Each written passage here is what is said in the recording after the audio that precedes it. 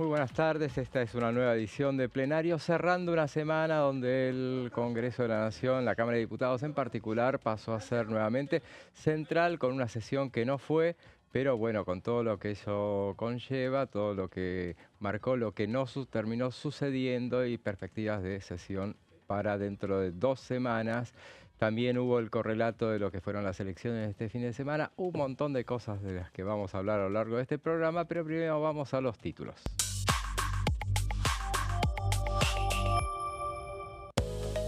Nuevas medidas económicas. En Casa Rosada se anunció el plan de reparación histórica de los ahorros de los argentinos.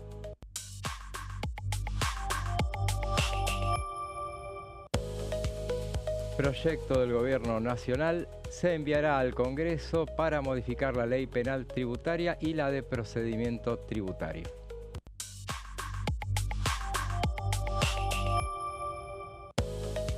Proyecto para protección electoral es lo que propone Julio Cobos, un marco de seguridad ante desinformación manipulada con inteligencia artificial. Esos son los títulos de esta jornada. Ya presento rápidamente a Silvia. ¿Cómo estás, Silvia? Buenas tardes a todos nuestros televidentes. Bueno, tenemos hoy una agenda bastante importante de temas para tratar y yo voy a seguir con la moratoria previsional. Vamos a hablar un poco de la historia de las moratorias. Muy bien, Silvia. Y bueno, ahora nos vamos a la provincia de Buenos Aires.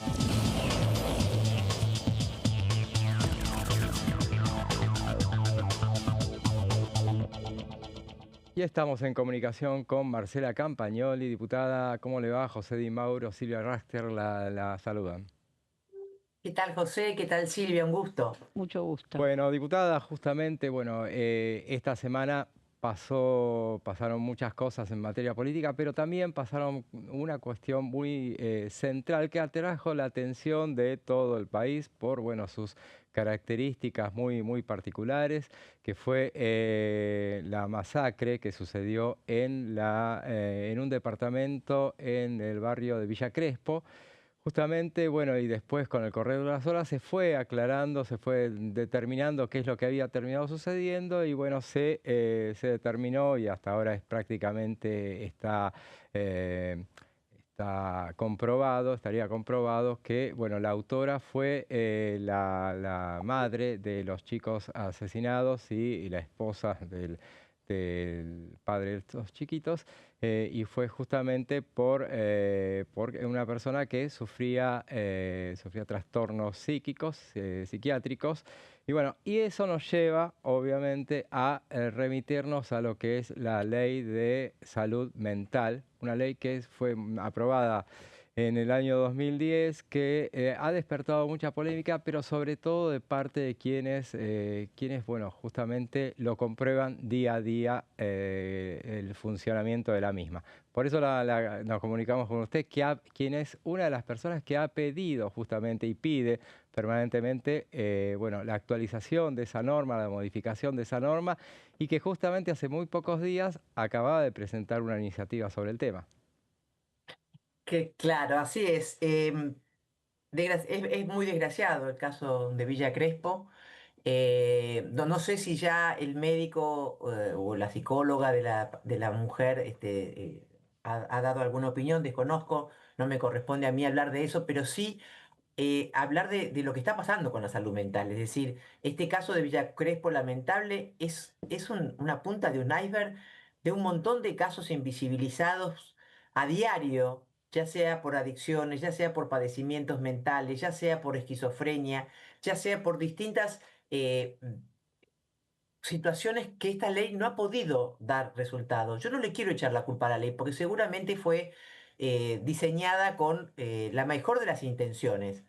Pero si vamos a los anales de la ley, vas a ver que no fue consultado para su aprobación ningún psiquiatra. Es decir, una asociación de pacientes Claro. y asociación de derechos humanos son los que vinieron a hablar sobre esta ley. Entonces, es evidente que esta ley fue una ley de escritorio, no de territorio. Por eso es que las madres te dicen, con esta ley mi hijo, el único camino que tiene mi hijo es la cárcel o el cementerio, porque no tiene posibilidad de abordar la problemática. Yo trabajé muchos años en la justicia en aquella época, antes de esta ley, existía lo que en la asesoría de menores e incapaces, venían muchas veces vecinos, familiares, a manifestar preocupación por la situación que atravesaba psicológica o psiquiátrica un familiar o un vecino. Y ahí se intervenía. Y a veces había que internar y a veces no había que internar. A veces era simplemente darle contención a esa persona, la medicación adecuada y volvía a su casa. Y hay veces que tenía que estar un tiempo más internado para que esa medicación lo estabilizara y él se diera cuenta que estaba bien, no porque se hubiese curado, sino porque estaba tomando esa medicación que muchas veces, como lo dijo ayer un especialista en un programa muy bueno en TN, decía, hay veces que es de por vida que hay que tomar esa medicación, porque Claro. cuando no la tomas puede pasar, desconozco el diagnóstico de la mujer de Villa Crespo, pero lo sé con un familiar mío que cuando la deja de tomar entra en brote y hace cosas terribles. Entonces hay para algo está la medicina.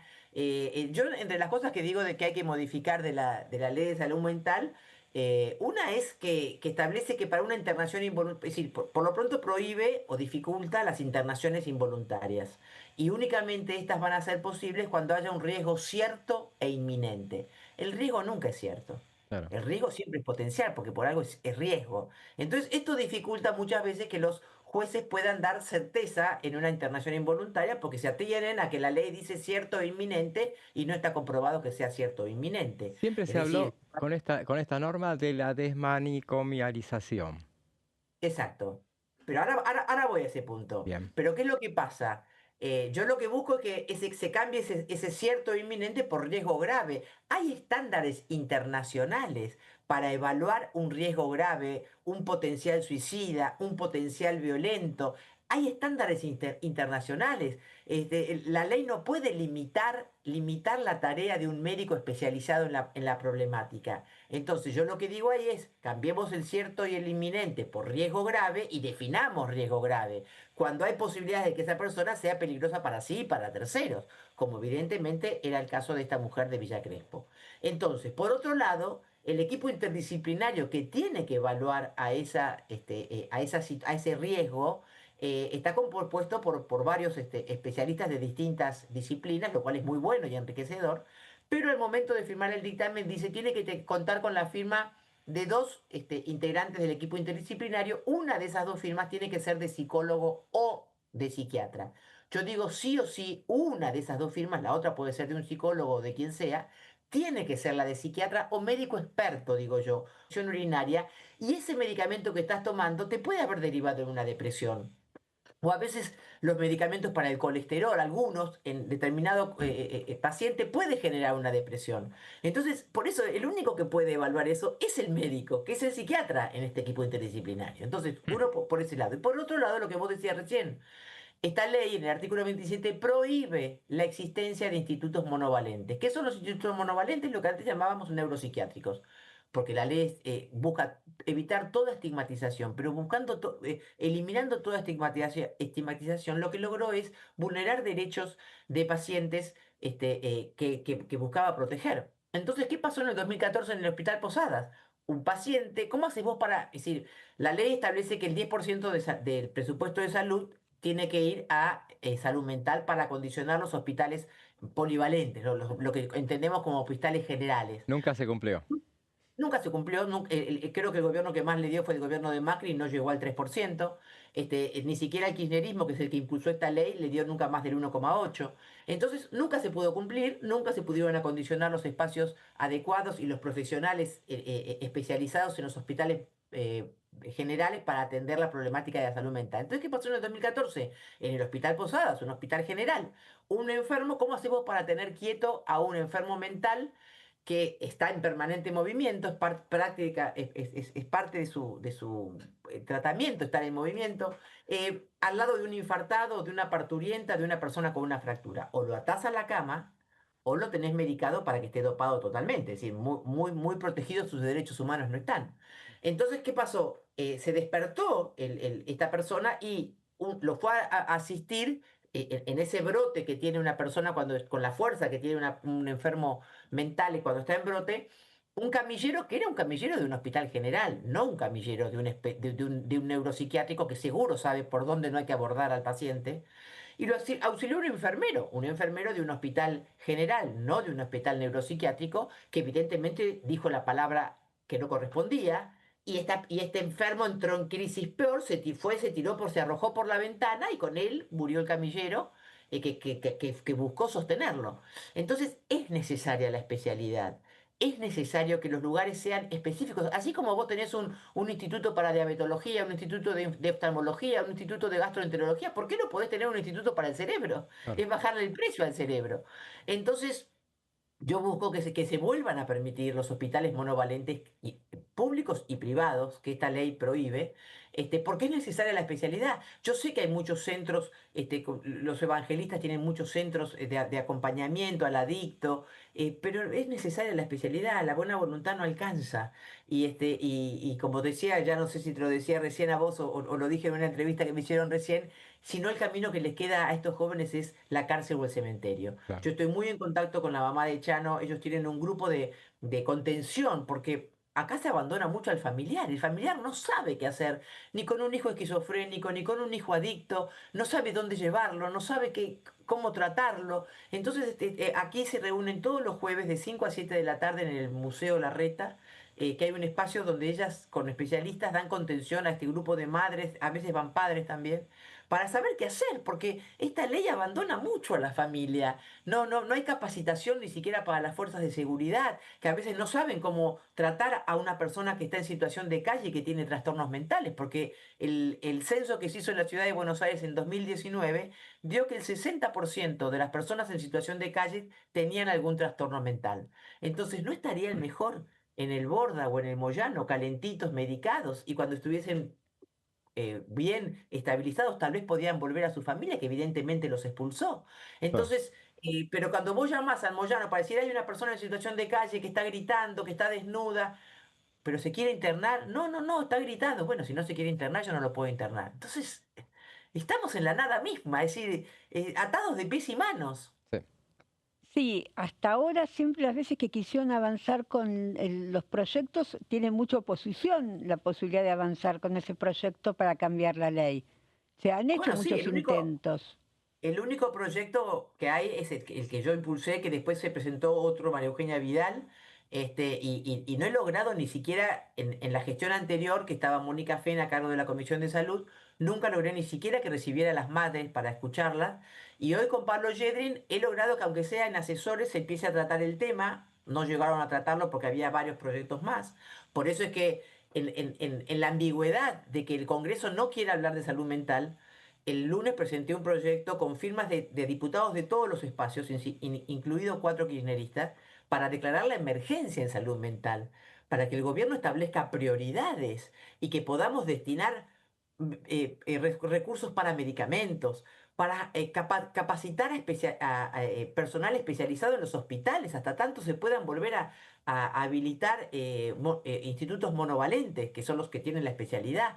Es decir, se necesita establecer prioridades en el 2022 se suicidaron 4.500 argentinos y la mitad de ellos han sido jóvenes que con la problemática de la ludopatía también han entrado en depresión, en ansiedad y es la segunda causa de muerte en jóvenes el suicidio. En su Entonces me momento, parece que no podemos seguir mirando para otro lado. Yo agradezco este espacio para poder hablar, como un espacio de recién en Mendoza, de un medio mendocino que me llamó para hablar de salud mental. Tenemos que hablar de salud mental, el Congreso tiene que hablar de salud mental, porque la gente está hablando, porque desgraciadamente en todas las familias hay alguien que está con depresión, alguien que está con ansiedad, alguien que ha tenido un intento, o alguien que consume. Hay un romanticismo con la marihuana terrible y la marihuana ha sido a veces un disparador en algunas personalidades para despertar una esquizofrenia. Está comprobado por universidades que lo han demostrado, como la de Stanford, por ejemplo. Entonces, estamos atados de pies y manos. Crece el narcotráfico, crecen los soldaditos que venden droga y no puede crecer la atención para frenar esta problemática. diputada, el año pasado, justamente en el tratamiento de la ley de bases, es tan amplia, era tan amplia esa primera ley de bases, se incluía un ítem que modificaba la ley de salud Exacto. mental, tengo entendido, por Luego lo se menos. retiró. Inclusive Sí, estuvo la mamá de Chano, la mamá de Chano y la Marina licenciada Carpentier. Papuchado Sí, también fueron al Congreso a hablar, pero después lo retiraron ¿Te acordás que hubo dos momentos de la ley claro. Bases? Después, sí, en el segundo momento de la ley base, no fue estuvo. retirado ese Y ella capítulo. dijo esa No vez sé. que la ley está hecha para gente con dinero, Y la ley sí, vigente. obviamente, porque ella puede atender a su hijo, como siempre dice ella. Yo tengo la suerte de tener los recursos para atender a mi hijo lo atienden en determinada clínica, ha estado internado en el Otamendi, pero tengo los recursos yo para que un equipo interdisciplinario enseguida lo evalúe para poder internarlo. Pero el 80% de los argentinos no tiene esa posibilidad. Claro, claro. Usted hizo el 29 de abril pasado, había hecho una jornada acá en el Congreso, en la Cámara de Diputados, sobre el tema. ¿Qué fue lo que se habló Bueno, ahí? justamente yo ya había hecho tres jornadas con el senador Fiat en el Senado en el 2023 y quisimos volver a que en el Congreso se hablara de salud mental. Hice una jornada donde había tres paneles. El primer panel lo moderaba la mamá de Chano, porque yo quise que hablaran personas distintas que de las que ya hubieran hablado. Lo moderaba la mamá de Chano y expuso Gastón Pauls, expuso una mujer que tiene a su hijo en situación de calle por consumo, y una madre de una persona con esquizofrenia. Este fue el panel de pacientes y familiares. El segundo panel fue de especialistas. Estuvo el decano de la Facultad de Medicina de la UBA, estuvo un integrante de la Asociación Argentina de Psiquiatría, lo moderó el doctor Mega, hubo dos psicólogos, uno especializado también en jóvenes, hubo otro especialista también hablando estuvo la doctora López Mato, que es aparte es muy histriónica, ella para hablar. Ese fue el de especialista, lo moderó el doctor Andrés Mega. Y el tercer panel fue el de la justicia. Hubo un juez civil, que son los jueces de familia, los que entienden en las internaciones involuntarias, y hubo un juez penal, un ex juez penal, que muchas veces ha tenido que actuar cuando hay delitos que se producen en situación de consumo.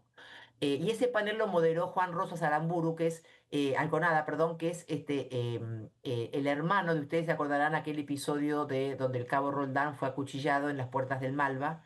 Bueno, él es hermano del que lo acuchilló al cabo Roldán y fue el moderador y escribió ayer un artículo muy bueno en La Nación sobre el caso.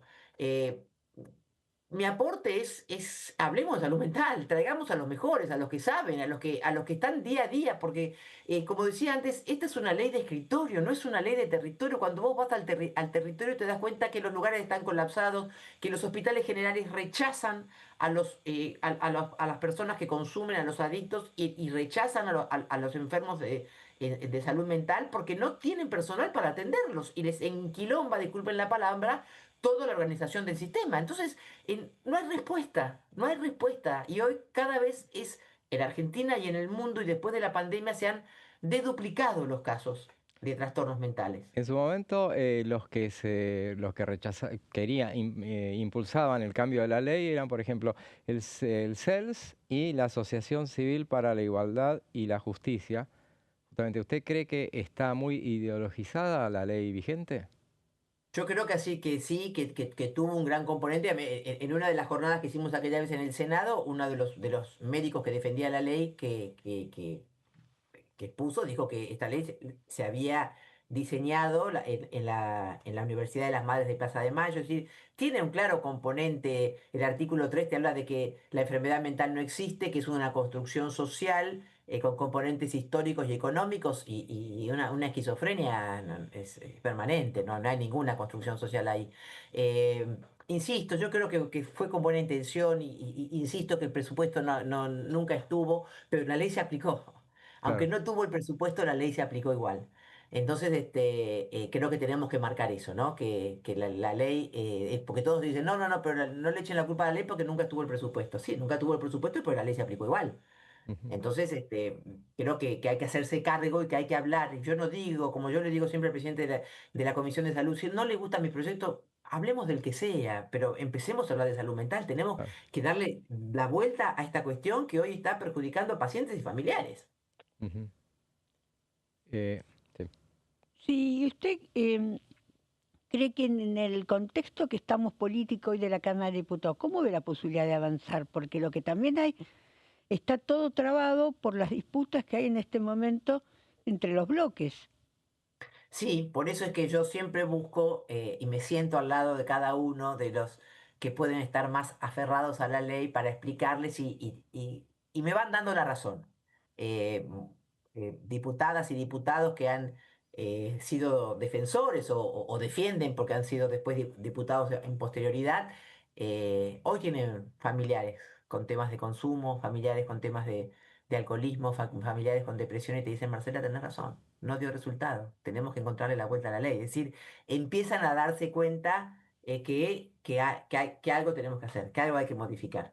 Por último, diputada, suele suceder en el Congreso, pasa mil veces, que bueno, un hecho impactante genera bueno, el accionar de los legisladores para ir finalmente por una ley. ¿Cree que este caso tan impactante como ha sido el que vimos el miércoles pasado puede obrar de esa manera? No, ha habido otros casos. Yo te recuerdo en pandemia,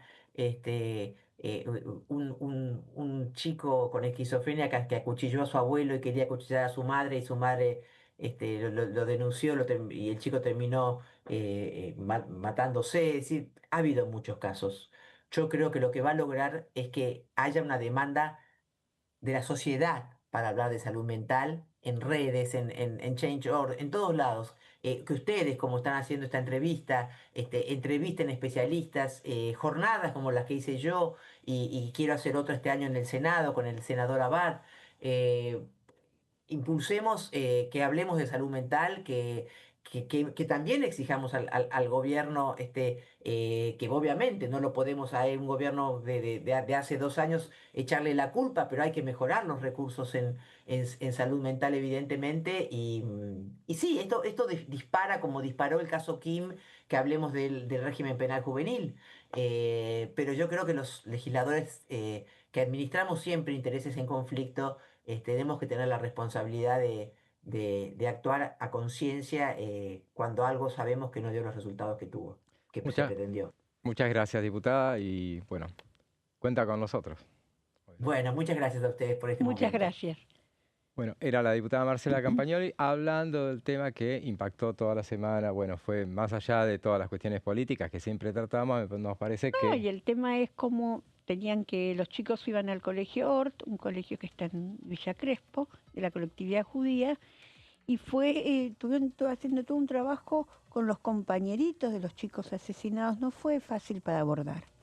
Así es, y bueno, justamente la diputada acababa el lunes pasado, como ella decía, de presentar un proyecto para declarar la emergencia en salud mental y le habían acompañado diputados, como ella decía, de todos los sectores. Yo había mirado de Gailar, por ejemplo, Monzó, Mazot, Brambila, Carla Carrizo, Sarapura, Tolosa Paz, Propato, o sea, de todos los sectores estuvieron de acuerdo con esa norma. Veremos, la ley vigente amerita modificaciones, es de 2010.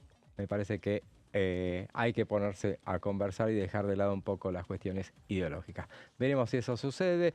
Vamos a una breve pausa y después seguimos con más plenario.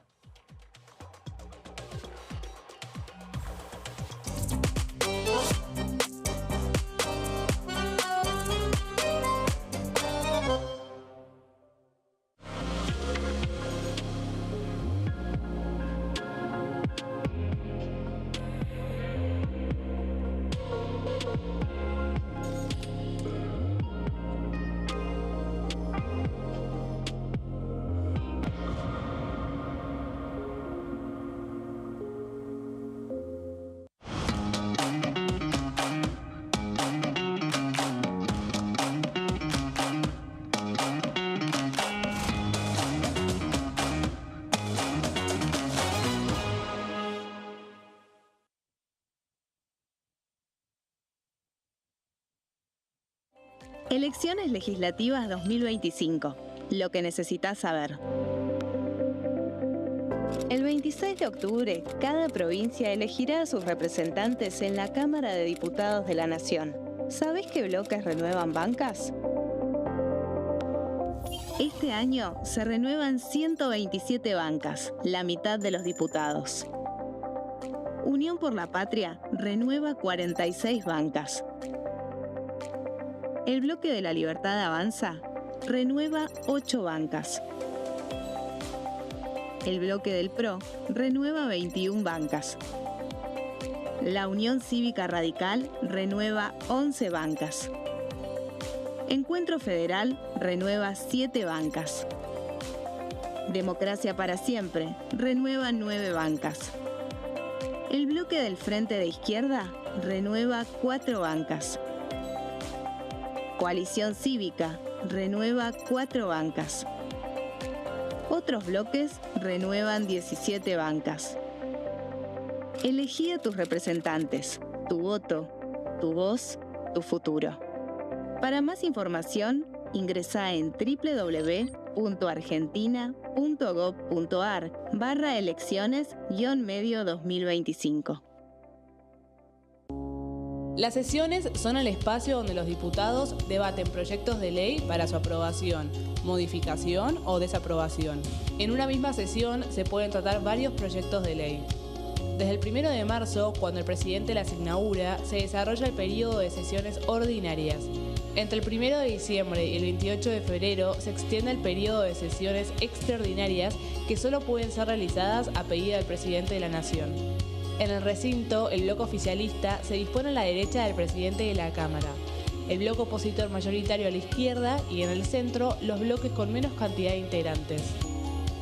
En el tratamiento, en general, los diputados tienen 7 minutos y los jefes de bloque entre 20 y 12 minutos conforme al número de legisladores que representen. La sesión es dirigida por el presidente de la Cámara de Diputados, que administra el uso de la palabra y las distintas instancias del funcionamiento. A la izquierda del presidente está el secretario administrativo, a la derecha el secretario parlamentario y debajo de él están los taquígrafos, que registran cada uno de los testimonios.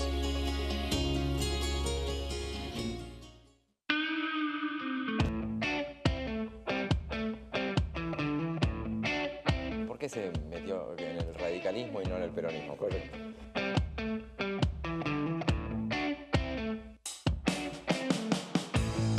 ¿Cuáles fueron los trabajos que desempeñó a lo largo, antes de llegar a ser abogado?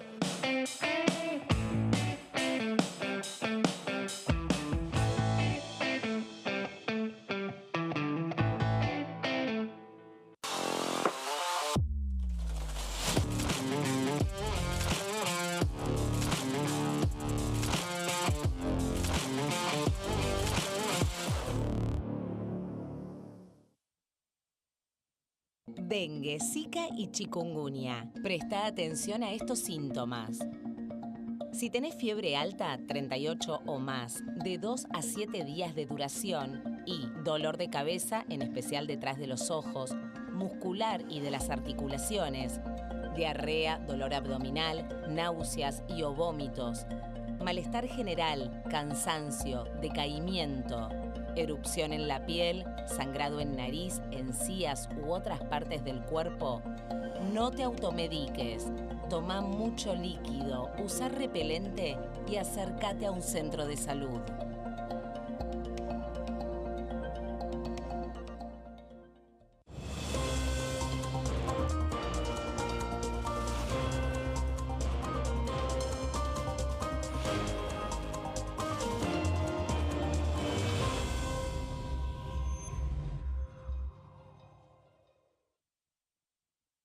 ¿Qué diferencia hay entre la Cámara de Diputados y la Cámara de Senadores?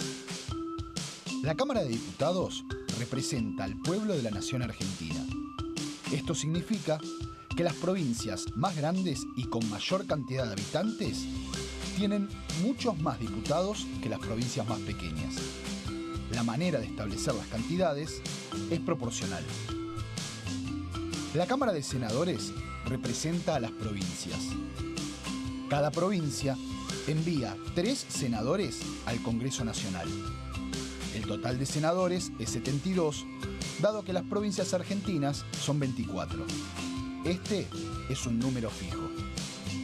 Por ejemplo, la provincia de Buenos Aires cuenta con 70 diputados nacionales y la provincia de Tierra del Fuego con 5. Pero tanto la provincia de Buenos Aires como la de Tierra del Fuego cuentan con 3 representantes cada una en el Senado de la Nación. Cada 2 años, el Congreso Nacional renueva la mitad de sus diputados y 1/3 de sus senadores nacionales. El mandato de los senadores es de 6 años, mientras que el de los diputados es más breve, dura solamente 4 años.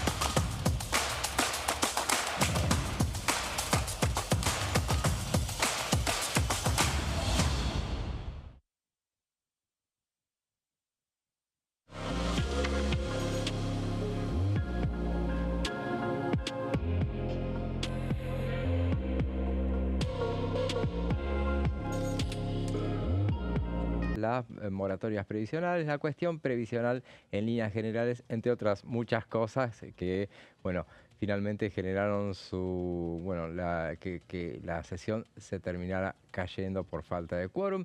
Pero sobre la cuestión previsional y sobre lo que quisiera hablar sobre ese tema, nos va a hablar ahora Silvia. Bueno, sobre el tema previsional vamos a empezar a recordar un poco, si bien la última moratoria se venció ahora el 23 de marzo de este año, hubo en los últimos 20 años, se han hecho 30 años, muchas moratorias. Se aprobaron al menos 5 leyes de moratoria previsional. ¿Cuáles fueron sus objetivos? Se promovieron estos sistemas debido al gran trabajo en negro que hay en la Argentina. En algunas etapas fue del 30, en otras del 35 y en otras del 40. Pero la realidad es que siempre hubo un alto porcentaje de trabajo informal. ¿Y qué genera este trabajo informal? Este trabajo informal genera que no haya aportes al sistema previsional ni que esos trabajadores tengan ninguna protección, ni de obra social, ni puedan aportar al sistema previsional. Entonces hoy, ¿qué es lo que está pasando en la Argentina? Que tendríamos que tener 4 activos por cada pasivo y tenemos 1,5 activo por cada pasivo, lo cual genera un gran desbalanceo en el sistema previsional. Entonces vamos a seguir hablando y vamos a ir viendo las placas cuáles fueron las moratorias que se aprobaron a lo largo de la historia. Vamos a la placa siguiente. Una de las primeras moratorias, una de las que yo más recuerdo, ¿no?, fue en el 95. Se aprobó la ley 24.476 que benefició a los trabajadores que tenían edad de jubilarse pero no tenían los 30 años de aporte. Sí, justo Silvia, estaba pensando, a propósito de lo que bien mencionas, que durante la sesión, cuando se transformó en una sesión en minoría, la sesión del miércoles pasado, justamente sí, hubo desde la oposición, justamente, quienes le recordaron que, bueno, la primera moratoria no se había implementado durante la época del kirchnerismo, sino que se remitió a 1995, justamente, que fue época de jubilación privada, ¿no? El momento justamente para ingresar a lo que sería la jubilación privada. Sí, exactamente, porque lo que le pagaban no era muy poco y aparte inclusive los que sabían que en la jubilación pública tampoco llegaban a los aportes. Sí, lo implementó, todavía en ese momento estaba Domingo Cavallo de ministro. Sí. Y se aprobó, ahí tuvo una gran participación también el entonces presidente provisional del Senado. No sé si ya era o había asumido. Sí, ya era presidente provisional Eduardo Menem. Claro. Bueno, se trabajó fundamentalmente para poder aprobarse esta ley, también porque ya veníamos con este tema de las dificultades que tenían muchos trabajadores que no tenían la edad para poder jubilarse. Entonces, esa fue una moratoria bastante grande, te voy a decir, la del 95. La primera moratoria. Exactamente, pero tenían que tener un nivel de aportes. La segunda moratoria, que podríamos decir que fue, creo que una de las más grandes, es la que se aplica en el gobierno de Néstor Kirchner. Néstor Kirchner. Sí. En el 2005 se votó una ley, la ley 25.994, dirigida a trabajadores informales con aportes discontinuos, es decir, que capaz que tenían un año una vez, después informal 3 años, y especialmente para las amas de casa. Ahí fue el gran aporte, ahí fue, digamos, la gran jubilación en masa de las mujeres que no tenían aporte. Claro. Y que se les reconoció el trabajo de amas de casa. Entonces, ahí fue también un momento muy importante que hubo. Y otro momento muy importante que hubo, igual esta moratoria duró muchos años, fue cuando, después que se estatiza el sistema en el 2008, se abre otra vez una nueva moratoria bastante importante, y en el 2014 se vota otra moratoria, pero esta ya estaba dirigida a las mujeres fundamentalmente. Claro. ¿Y qué era lo que se estaba reconociendo? El trabajo en la casa. ¿Cuántos años de aporte te equivaldría haberte quedado en tu casa cuidando a tus hijos? Claro. También fue muy importante. Bueno, es tan importante las moratorias que en la Argentina el 59, casi el 60% de los jubilados lo hace por moratoria. Digamos, es un privilegio los que llegan a tener los más de 30 años de aporte. Entre 2003 y 2013, o sea, toda la era kirchnerista, hasta ese momento de la aplicación de, de esa moratoria de Sí. Cristina Kirchner, el aumento de la cantidad de jubilaciones había sido el 87%.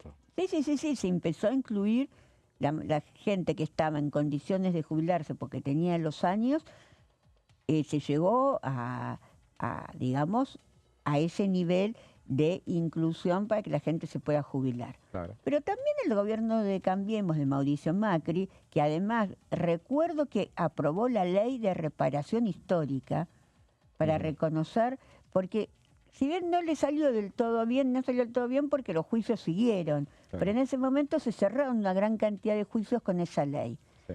Y en el 2016 el gobierno de Cambiemos mantuvo la moratoria, pero más que todo dirigida a las mujeres, solo a las mujeres Ajá. de 60 años y que no tenían los 30 años de aporte. Se mantuvo fundamentalmente esa moratoria. Claro. Que bueno, porque también las que tienen las mayores complicaciones para la jubilación son las mujeres que se han quedado en su casa cuidando chicos, Y que no ahí es llegan a cuando- los 30 años. Claro, y ahí es cuando el gobierno de Cambiemos implementa la PUAM. Exactamente, la PUAN la implementa pero en el 2017. Primero es la reparación histórica, la PUAN viene con la reforma previsional del 2017. Ajá. Y ahí se cambia la fórmula y aparece la PUAM. Ajá.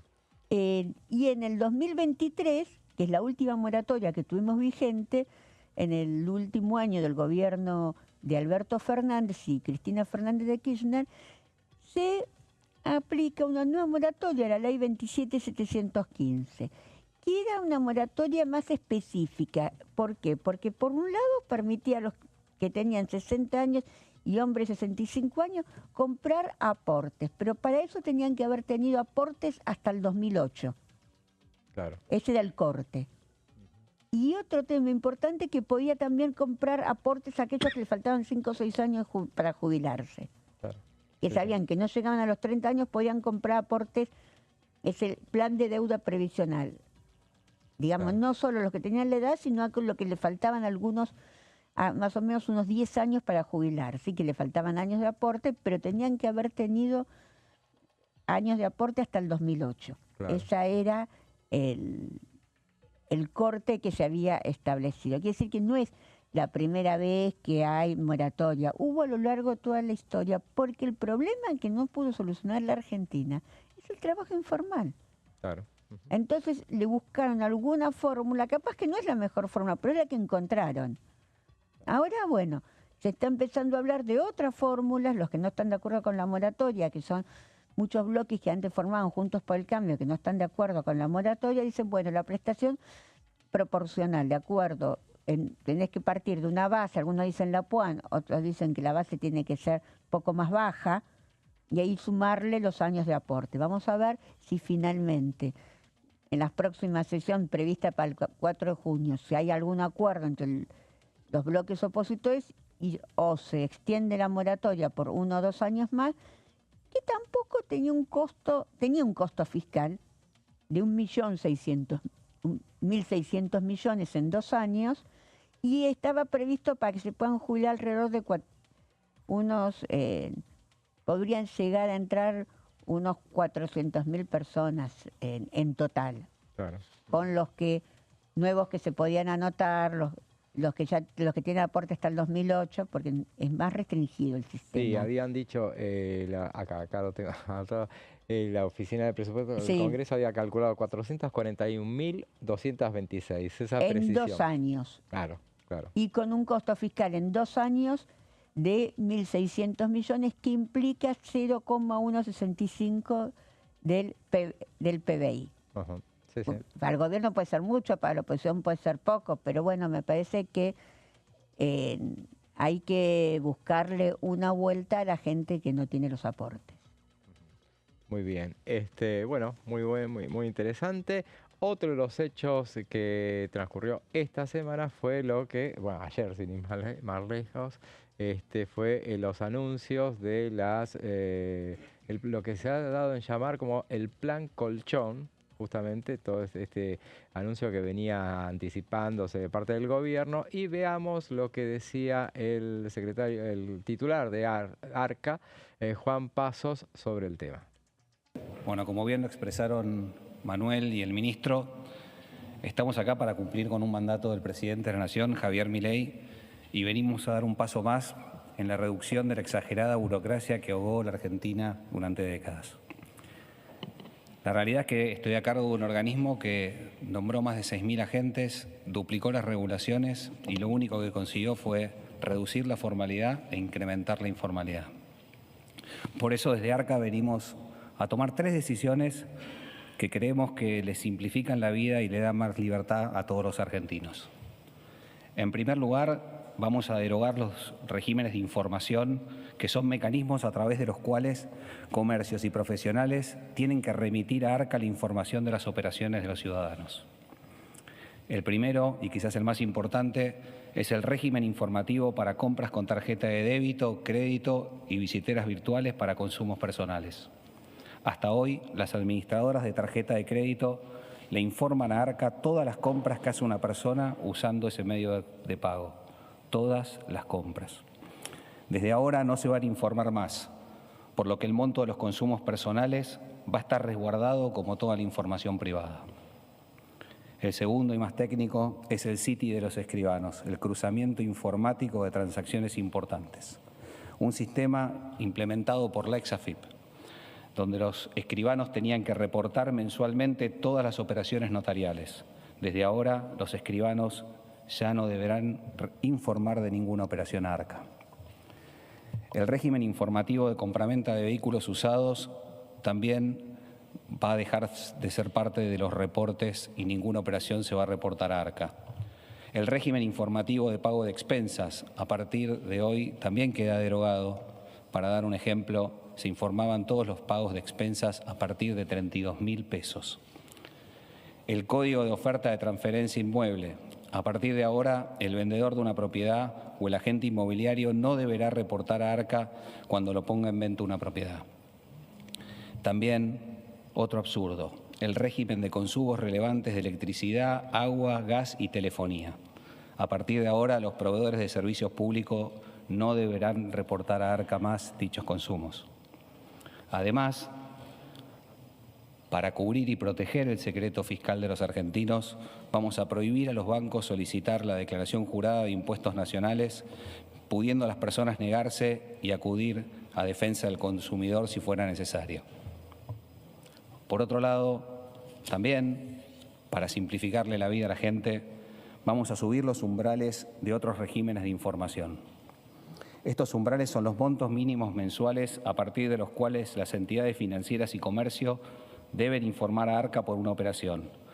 Por debajo de estos umbrales no se informará más la operación.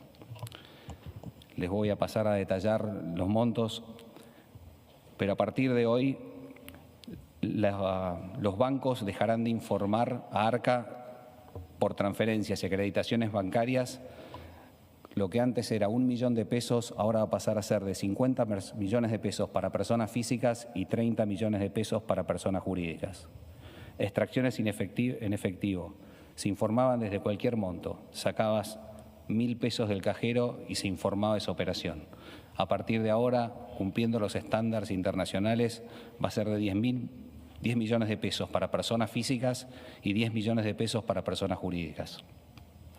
Los saldos al último día del mes bancarios eran entre 700.000 pesos y 1 millón de pesos. Se elevan a 50 millones de pesos para personas físicas y 30 millones de pesos para personas jurídicas. Los plazos fijos. Antes era de 1 millón de pesos, ahora se elevan a 100 millones de pesos para personas físicas y 30 millones de pesos para personas jurídicas. Transferencias y acreditaciones en billeteras virtuales. Antes era de 2 millones de pesos y ahora se eleva a 50 millones de pesos para personas físicas y 30 millones de pesos para personas jurídicas. Tenencias en Alix, en sociedades de bolsa, se informaban todos los montos. Yo compraba 10.000 pesos de una acción y era sujeto de una información. Ahora va a ser de 100 millones de pesos para personas físicas y 30 millones de pesos para personas jurídicas. Y después algo que lo dijo bien el ministro Caputo recién, las compras de consumidor final. Antes eran de 250.000 pesos en efectivo y con 400.000 pesos en cualquier otro medio de pago. Se va a elevar a 10 millones de pesos para ambos rubros. Hasta hoy, cuando una persona realizaba como consumidor una compra por más de 250.000 pesos en efectivo o 400.000 en otro medio de pago, tenía que identificarse, presentar documento, eso se acabó. A partir de ahora, hasta 10 millones de pesos pueden hacer una compra sin que nadie les requiera información adicional. El ejemplo icónico durante el kirchnerismo era la compra del supermercado, como bien dijo el ministro, y los distintos recortes que teníamos que hacer para evadir un control absurdo. Vamos a Juan Paso, es el titular de ARCA, justamente hablando del plan de reparación histórica de los ahorros de los argentinos. Esa es la denominación de lo que había presentado como el plan Colchón. Y bueno, fue en el marco de esa conferencia de prensa que, recordarán, dieron ayer Manuel Adorni, Luis Caputo y otros funcionarios. Y esto decía también Juan Paso. Venimos a presentar un régimen simplificado de ganancias. Este régimen tiene como foco la facturación y los gastos deducibles, dejando de lado los consumos personales de los ciudadanos. ¿Qué significa esto? Que no vamos a requerir más información sobre los consumos ni el patrimonio. Los consumos personales no van a pasar más por ARCA y a los vendedores también les vamos a reducir la carga de información que debían compartir con ARCA. ¿Desde cuándo estará disponible? A partir del 1 de junio, los ciudadanos que quieran podrán adherir al nuevo régimen simplificado de ganancias. Y en el próximo vencimiento, mayo de 2026, el ciudadano va a entrar en su perfil de la web de ARCA, mirar el monto que le presente el organismo, podrá aceptar y pagarlo o también podrá rectificarlo en función de los datos presentados. Tiene que quedar muy claro, ARCA va a poner foco en la facturación y los gastos deducibles, no así en los consumos personales efectuados por consumidores finales ni en la variación patrimonial. ¿En qué cambia con el régimen actual? Hoy todas las personas que declaran ganancias tienen que subir al sistema toda la facturación del año, todos los gastos deducibles y todos los consumos personales. Asimismo, cualquier persona que deba declarar ganancias tiene que completar la misma declaración jurada con un gran contribuyente. Es un trámite complejo, difícil, con ingresos y los gastos, pero también con información personal como el patrimonio al inicio y el patrimonio al final. A partir de ahora, y una vez terminado el periodo fiscal, basado en toda la información de las facturas y los gastos deducibles, el sistema de ARCA le va a presentar al ciudadano cuánto debería pagar. El ciudadano podrá revisar y editar esa información. Además de hacer anónimos los gastos personales, este nuevo régimen es mucho más simple y mucho más rápido. El nuevo régimen cambia la matriz de fiscalización para poner el foco en la informalidad deliberada y sofisticada y hacerle más fácil el acceso a este nuevo régimen a todos los ciudadanos. ¿Por qué lo hacemos? Lo hacemos porque de esta manera optimizamos los recursos de ARCA para fiscalizar las grandes obligaciones tributarias, poniendo el foco en los grandes contribuyentes y bajando el costo de cumplimiento, tanto de los contribuyentes como del Estado. Es nuestra responsabilidad como gobierno generar los incentivos que inviten al ciudadano a entrar al sistema formal, condición necesaria para poder acceder al crédito de largo plazo que permitirá, junto al orden macroeconómico, solidificar las bases del crecimiento de la economía. Tenemos que dejar de ser un país que uno compraba una zapatilla en 24 cuotas y una casa al contado. Finalmente, vamos a enviar un proyecto de ley para blindar a los ahorristas argentinos de acá al futuro, ante posibles cambios de gobierno y en determinados cambios de fondo en los regímenes penal y de procedimiento tributario, reduciendo adicionalmente los plazos de prescripción. Escuchábamos a Juan Paso dando detalles de las medidas anunciadas ayer, muchas medidas. Recordemos que es un plan que son 2 etapas. Una primera que se rige por un decreto, publicado firmado por el presidente de la Nación, del cual la UIF es la que se encarga de adecuar la normativa. Una segunda etapa que ya es lo que le corresponde al Congreso de la Nación, que viene como un proyecto de ley ya para lo presentan así, para blindar a los ahorristas de aquí al futuro frente a las próximas administradores, dando por sentado que, bueno, esto que presentan... No hablen de blindar, porque tenemos malos recuerdos. Blindaje no, mejor no hablemos de blindaje. Y la ley de los ahorristas, de la época de Caballo, después terminó con el corralito. No, mejor no hablemos de blindaje. No traigas malos recuerdos. Tus dólares, tu decisión es la medida, la forma coloquial con la que se refieren a estos anuncios. Bueno, vamos a otra pausa y después seguimos con la parte final del plenario.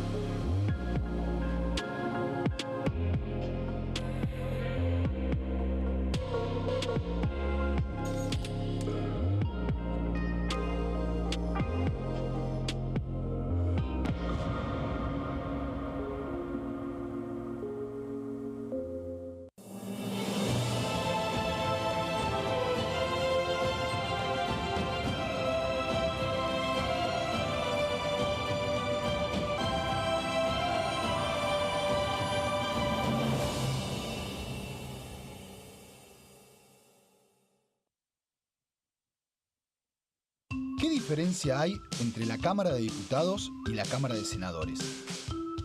La Cámara de Diputados representa al pueblo de la nación argentina.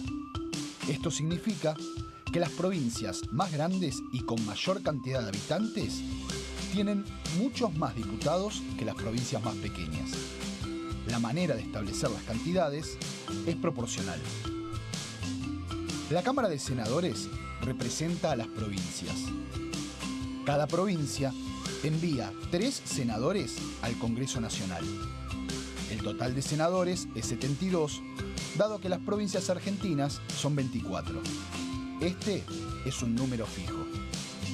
Por ejemplo, la provincia de Buenos Aires cuenta con 70 diputados nacionales y la provincia de Tierra del Fuego con 5. Pero tanto la provincia de Buenos Aires como la de Tierra del Fuego cuentan con 3 representantes cada una en el Senado de la Nación.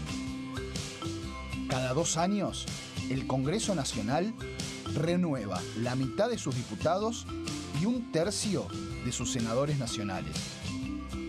El mandato de los senadores es de 6 años, mientras que el de los diputados es más breve, dura solamente 4 años.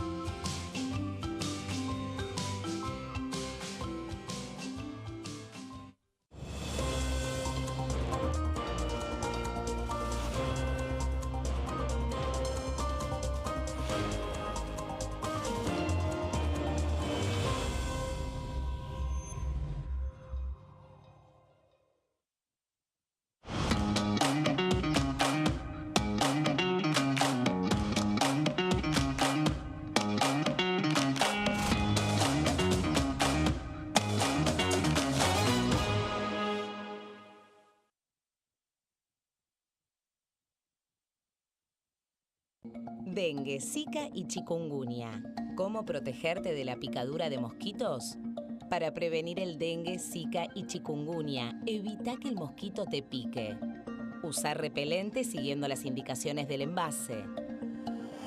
Cubrí brazos y piernas con ropa clara.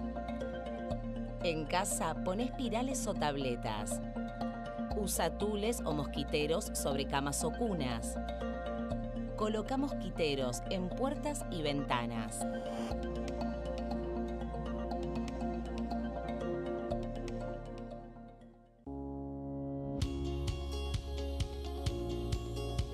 Cuando un proyecto de ley ingresa a la Cámara de Diputados, ya sea creado por un legislador, enviado por el Poder Ejecutivo o producto de una iniciativa popular, se trata primero en las comisiones correspondientes para luego ser tratado en el recinto por los diputados.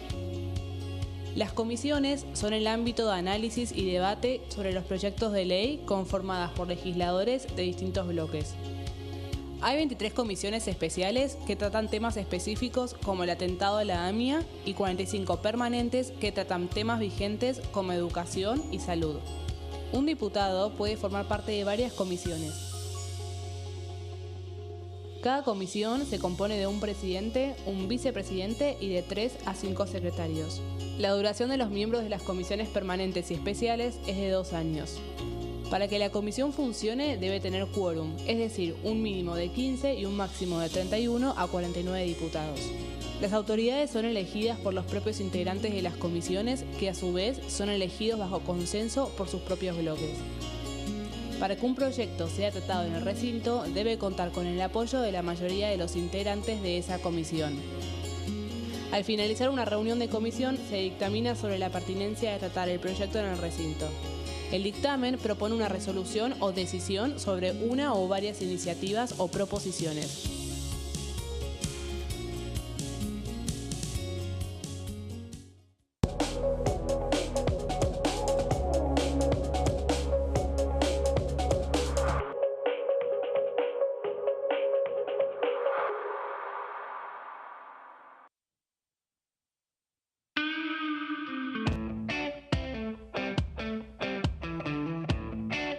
¿Por qué se metió en el radicalismo y no en el peronismo? Correcto.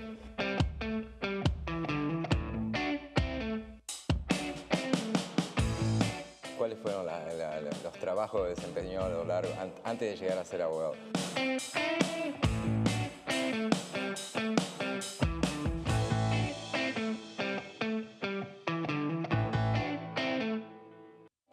Elecciones legislativas 2025. Lo que necesitas saber. El 26 de octubre, cada provincia elegirá a sus representantes en la Cámara de Diputados de la Nación. ¿Sabés qué bloques renuevan bancas?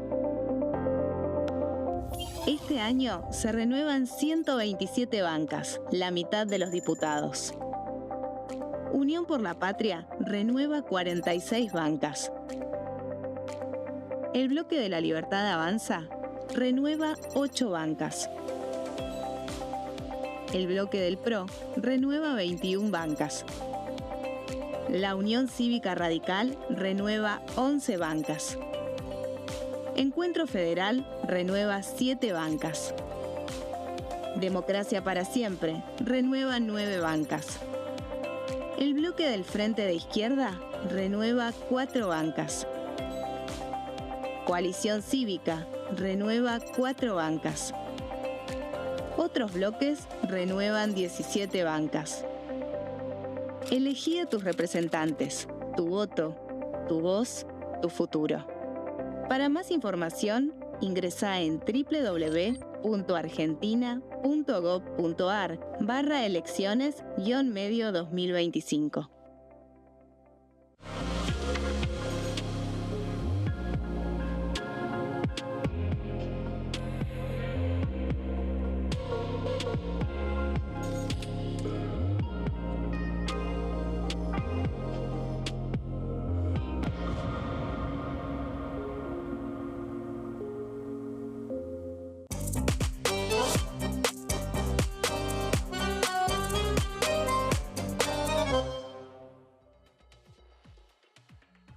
Tercer bloque de plenario y bueno, vamos a referirnos ahora a las que fueron las elecciones del domingo pasado, pero más que nada para hacer hincapié en lo que muchos venían anticipando respecto del alcance que iban a tener estas elecciones. Porque ¿a qué me refiero? A que muchos hablaban de que parangonaban lo que serían las elecciones en la ciudad de Buenos Aires con lo que sucedió en el año, allá por el año 2005, cuando fue la madre de todas las batallas entre el kirchnerismo y el dualdismo. Bueno, De ahí viene aquello de que se denominó a esta elección que terminó siendo el 18 de mayo, como la madrecita de todas las batallas. Y todos, sí. Puedo recordar unas anécdotas nada más, porque yo cubría a Chichi Duhalde, iba a todas las caravanas de Chichi Duhalde. Tenía la percepción de que la estaban haciendo bolsa. Y la iban a hacer pomada, como sucedió. Sí, que la iban a hacer pomada. Vos te das cuenta, pasaban las caravanas, iba mucha menos gente, la gente cerraba las puertas, cerraba las ventanas, ahí mal indicio. Claro, claro. Y bueno, eso es un poco lo que terminaría sucediendo, porque bueno, veamos entonces, nos vamos a remontar a lo que fue, que en unas placas vamos a remontarnos a lo que, vamos a hacer composición de lugar, vamos a remontarnos a 2003, cuando asume Néstor Kirchner, recordemos, asume el 25 de mayo de 2003 con este Congreso. Por eso hacemos hincapié en las composiciones legislativas, porque en definitiva esto se dirimía en las elecciones y en números de legisladores, por supuesto. Arrancaba con 100 diputados, Néstor Kirchner, 100 diputados del peronismo y 36 senadores, o sea, un montón de senadores, más quisieran tener todos los que después los siguieron. Tienen 34 y les cuesta quedaban todo. A uno del quórum. Claro, bueno. Asumió con a uno del quórum. Asumió a uno del quórum y encima los tenía aparte los otros, no los contabilizamos, pero obviamente los tenía. ¿Por qué hacemos esa definición en puntual? Porque asume... recordemos, Néstor Kirchner, una persona muy poco conocida que más que nada asume porque gana porque Carlos Menem no participa del balotaje, se retira del balotaje y él hereda los legisladores que habían respaldado a Eduardo Duhalde durante todo ese tiempo, por eso son los del Partido Justicialista y esa es la cantidad con la que arranca. Las elecciones, en esas elecciones del 25 de mayo, después, bueno, el presidente asume el 25 de mayo, las elecciones habían sido previamente, pero después se vota y se eligen a los legisladores que asumirían el diciembre. Vamos a ver entonces, vamos a remitirnos a diciembre de 2003, entonces, y ahí tenemos, bueno, gana ampliamente y ahí sí, tiene ya quórum propio directamente en la Cámara de Diputados, arranca con una Cámara de Diputados de 131 diputados, más quisieran, insisto, todos los Macri no llegó nunca ni a Macri 100... no, ni lejos. En el 2017 creo que llegó a 115, ¿no? No, 107. 107 tuvo. Los radicales eran 46 y los senadores eran 41 del PJ y los radicales 16. Recordemos, bueno, los radicales venían todavía muy golpeados de lo que habían sido las elecciones de la caída, el derrumbe de Fernando de la Rúa, 2001. Obviamente en 2003 le fue muy mal al radicalismo en las elecciones presidenciales y hizo lo que pudo a nivel legislativo, pero bueno, seguía siendo la segunda minoría, pero recontra lejos. Y vean entonces la desproporcionalidad. Hoy esa desproporcionalidad hay llamativamente, sin que nadie llegue al quórum propio, entre, por ejemplo, la principal oposición y lo que es el partido gobernante, justamente, que tiene 39 diputados.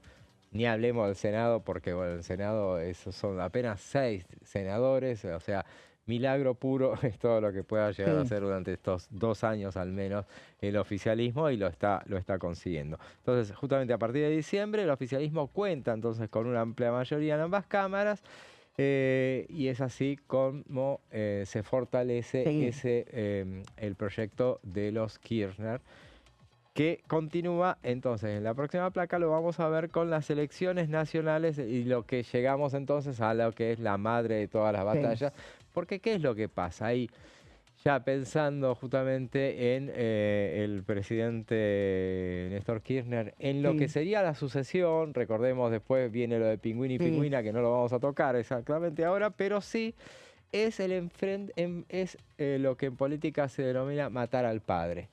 Y es, bueno, Eduardo Duhalde es quien había hecho presidente a Néstor Kirchner, Néstor Kirchner necesita independizarse y en 2005 entonces va a lo que se denominaría la madre de todas las batallas. Entonces, y se hace en las elecciones de senadores nacionales que se desarrollan el 23 de octubre de 2005.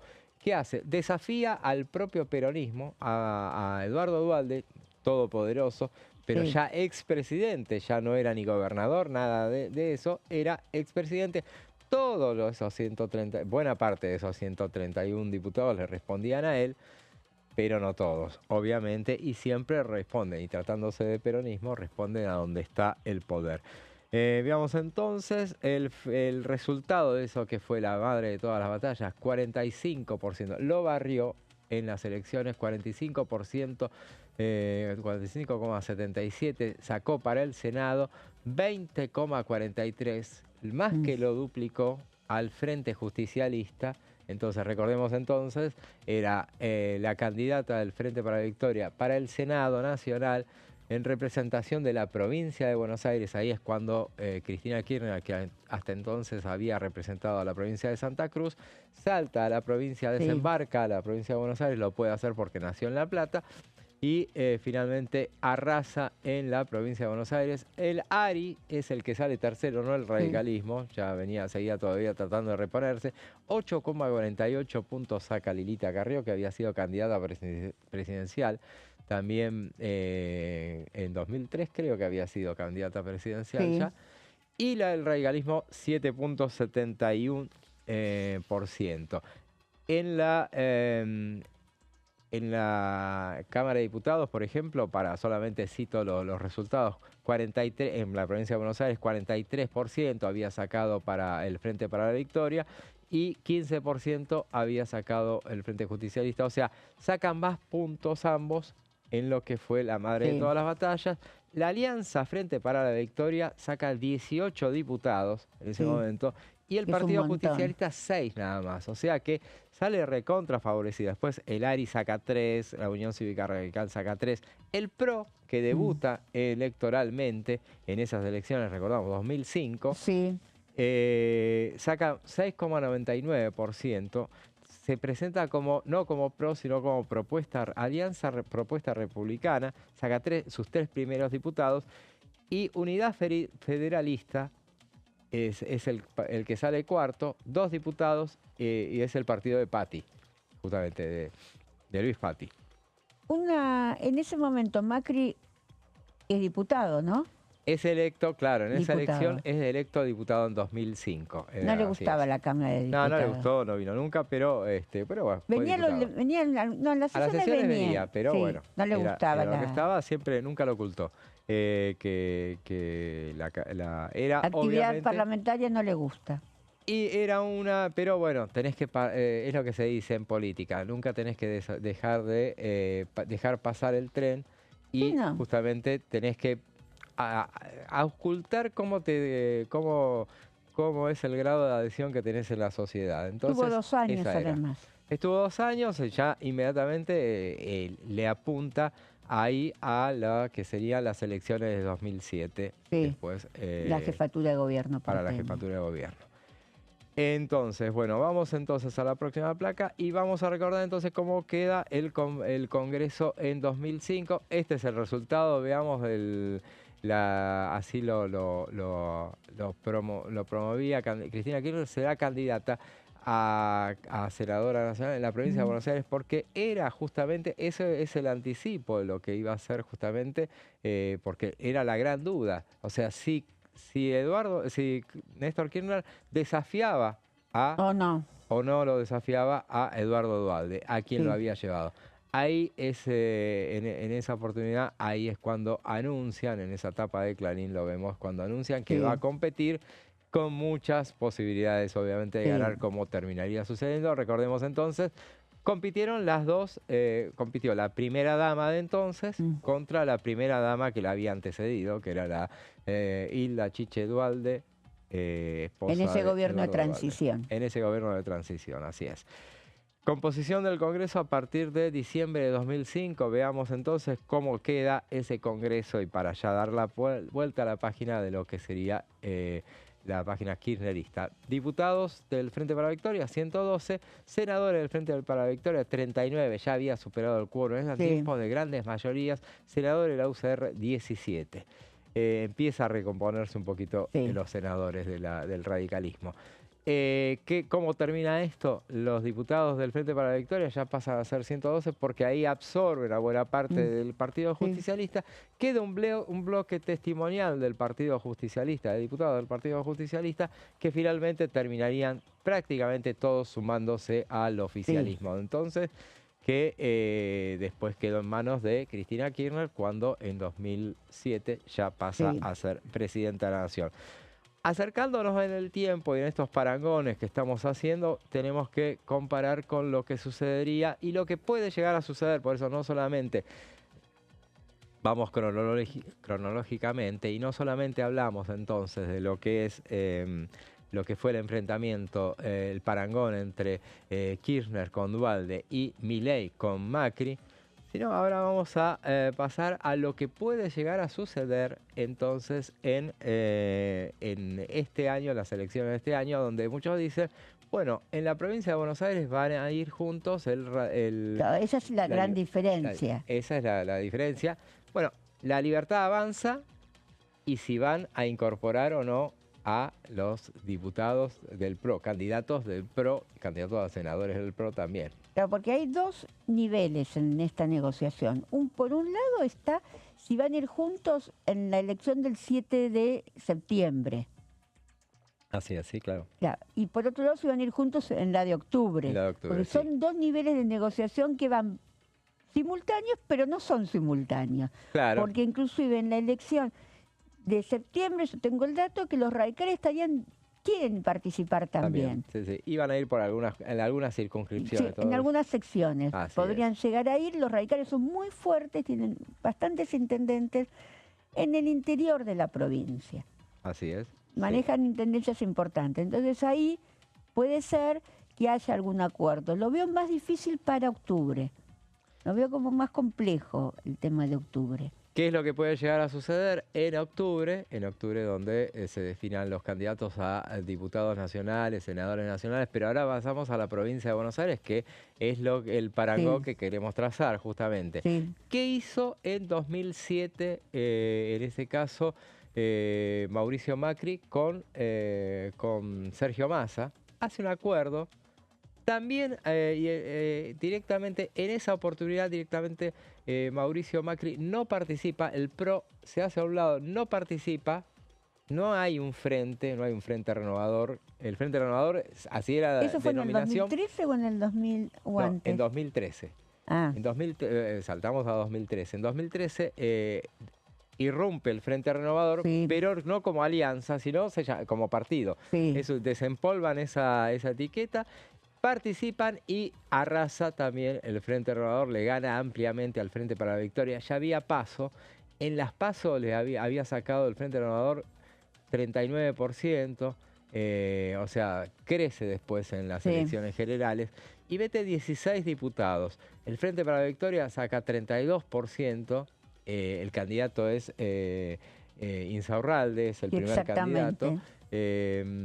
12 diputados saca el Frente para la Victoria, ya es su segunda derrota, la primera derrota del Frente para la Victoria había sido en 2009. El Frente Progresista Cívico Social saca 11%, 4 diputados, y Unión por la Libertad y el Trabajo 5%, 2 diputados, y el Frente de Izquierda saca 5% y 1 diputado. Y ahora vamos a ver entonces, y ese es el detalle, 16 diputados mete más de lo que preveía, pero veamos a ver dónde estaban. Hay un acuerdo entonces que no van como frente, pero sí van como diputados dentro de la lista, que es lo mismo que le va a proponer la Libertad Avanza al PRO en esta oportunidad. Y veamos la lista entonces, a ver si la tenemos. En la próxima placa, y ahí ponemos toda la lista, pero vale la pena. Una lista poblada de intendentes, que así jugaba el Frente Renovador, encabezada por Gilberto Alegre, que era intendente. Todos asumieron igualmente. Marcelo de Alessandro, Héctor Daer es el de la CGT en tercer lugar, José Ignacio de Mendiguren en cuarto, María Azucena de Cosor, que es la quinta, es esposa de un intendente, no me acuerdo cuál, pero ahí está, o sea, era intendente y esposa. Eduardo Fabiani también, sexto lugar. Rubén Darío Giustosi, intendente de Almirante Brown, en el séptimo lugar. Y ahí encontramos en el octavo lugar a la primera del PRO, la primera ubicación del PRO. Ese le dieron el octavo lugar a uno del PRO, que en este caso era Gladys González, que después sería senadora nacional, recordemos. Sí, a Cristian. Cristian Gribaudo es otro del PRO, octavo y noveno lugar les habían dado, que eran los lugares salibles. Cristian Gribaudo, los boquenses deben recordar que fue candidato a presidente de Boca, cuando el que sale inmediatamente después de Angelici. O sea, candidato a presidente es el que pierde con la fórmula Ameal Riquelme. Otro intendente, Sandro Guzmán, en el 10º lugar. Y vamos a la siguiente placa, recordemos, ubicó 16 lugares. Soledad Martínez, actual intendenta de Vicente López, es la que sale en el 11º lugar. Y es otra del PRO, la tercera del PRO que entra en esa ubicación. Acá me equivoqué, yo le puse a María Liliana Schwinn del PRO, después me olvidé de borrarlo, pero bueno, es Massa, Sergio Massa, figura en el puesto 12, José Adrián Pérez. Encabezado entonces él, yo estaba... No, perdón, sí, él sí había encabezado. No, perdón. Él no había encabezado, él figuraba ahí para atraer justamente lugares, para arrastrar. María Liliana Schwinn es en el puesto 14, Felipe Solá 15 y Mirta Tundis puesto 16. Finalmente, así es como los ubican. Y vamos entonces, llegamos a la actualidad. Esto que tendría que haberse dado en última instancia en la batalla por el Senado, si hubiera sido... ahí hubiera sido el parangón completo, pero al desdoblarse la batalla se adelantó. Fue esta la pelea entre Milei y Macri, que claramente ganó Macri, ganó Milei el domingo pasado, cuando La Libertad Avanza consigue 30,13% en las elecciones. Es ahora Buenos Aires 27,35% y Buenos Aires Primero, que es el PRO, en realidad saca 15,92%. Lo duplica. ¿Cómo? Lo duplica. Lo duplicó, claro, largamente. Entonces ahí está la parte más compleja, que lo duplican. El PRO no esperaba sacar tan pocos votos. En esta historia de trazar parangones, yo no lo puse en placas porque hubiera sido demasiado audaz, pero lo podemos decir al aire. Las intenciones del actual oficialismo nacional, obviamente, y lo sabe el PRO, son ir por la ciudad. Y no solamente ir por los diputados, que ese efecto arrastre podría llegar a ser ganarle en las elecciones, sino ir por la jefatura de gobierno. Y el parangón que uno puede encontrar es en las elecciones del 3 de junio de 2007, en estas similitudes que encuentra el mileísmo con la historia, en esas elecciones donde en la primera vuelta de 2007, cuando llega a la jefatura de gobierno Mauricio Macri, Macri-Michetti, la fórmula Macri-Michetti, sacan 45,76% en la primera vuelta. Recordemos, 45% en la ciudad de Buenos Aires no alcanzás tiene que ser 50 a ganar. más 1. Filmus Heller es el segundo, 23,75%. Y vean, Filmus Heller, Filmus no era el jefe de gobierno. El jefe de gobierno era Jorge Tellerman, porque había asumido hacía 2 años. Tellerman Olivera es la fórmula de oficialista porteña, que queda en el tercer lugar con 20,68%. Ese es el sueño de La Libertad Avanza. O sea, desplazarlo al PRO al tercer lugar en el 2027. Veremos. Y llegar a la segunda vuelta. Hasta entonces. Y la segunda vuelta en esa oportunidad, 2007, la gana Macri-Michetti con 60,94%. Filmus Heller saca el 39,06%. Eso es hacer un poco de futurología, pero bueno, es lo mismo que ya veníamos diciendo desde hace muchos meses, que la idea podía llegar a ser la idea de Javier Milei, del triángulo de hierro, justamente era repetir lo que había sucedido en 2005 con entre Duhalde y el Néstor Kirchner, bueno, ir y bueno, matar al padre. Un poco fue lo que terminó sucediendo en estas elecciones del domingo pasado. Sí. Ya quedó resuelto que en las elecciones de la Ciudad de Buenos Aires, de eso no se está hablando ahora, si irán juntos, si irán separados. Se habla de la provincia de Buenos Aires. Lo más probable es que en la Ciudad de Buenos Aires, que en la provincia de Buenos Aires van a ir juntos. Lo más probable es que en la Ciudad de Buenos Aires vayan separados. Sí. Y que con el argumento será entonces de quedarse con las 3 senadurías entre los dos. Veremos si la división del voto alcanza para eso. En este caso no hubiera alcanzado, No. pero bueno. No me parece, pero bueno, vamos a ver. Veremos qué es lo que termina sucediendo. Ya nosotros lo dejamos establecido acá, después recordaremos Exactamente. Llegado el momento. Y porque es difícil que saquen menos del 25% en, digamos, no sé con qué nombre se van a presentar, Unión por la Patria. Veremos qué es cuáles son los candidatos. Falta un montón. No, para las elecciones de octubre nos falta un montón. En la Argentina. No falta mucho. Pero falta un montón para 2027. Para esto falta poco. Ya se irá viendo cuando se arreglen las listas. Llegamos al final con esta evocación, pero llegamos al final de este programa. Silvia, nos vemos el viernes que viene. Nos vemos el viernes que viene. Y que, bueno, un buen fin de semana y un buen día de la patria que tengas. Ah, sí, cierto, el domingo que viene, así es nuestro deseo para todos nuestros televidentes. Ahora quédense en compañía de Amanda Alma, de Fernando Fracchelli, con sus pasos perdidos, y no se pierdan a las 7 de la tarde un reportaje muy interesante con Manuel Aguirre en Bajo Recinto. Dijo cosas muy, muy interesantes. Será hasta el lunes que viene.